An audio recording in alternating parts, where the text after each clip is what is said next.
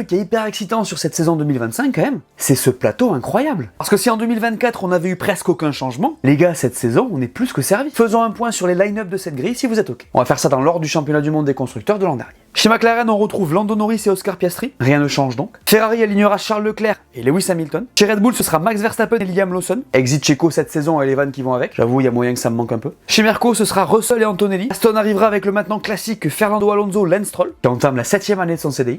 Chez Alpine, on aura Pierre Gasly et Jack Doohan. As comptera sur Esteban Ocon et Oliver Berman. Chez Racing Bulls, il y aura Yuki Tsunoda et Isaac Hadjar. Williams présentera un line-up de feu avec Alex Albon et Carlos Sainz. Et Sauber, futur Audi, fera rouler Nico Hülkenberg et Gabriel Bortoleto. Voilà pour cette grille 2025. Il y a vraiment moyen de kiffer. D'ailleurs, il y a un truc qu'il faut souligner quand même, c'est le nombre de rookies sur cette grille. Attends, Doohan, Antonelli, Berman, Hadjar, Bortoleto, c'est une dinguerie. Vous avez capté, je mets pas Lawson dans la liste parce qu'il a 11 GP dans les pattes quand même. Berman et Doohan ont roulé aussi, mais beaucoup moins.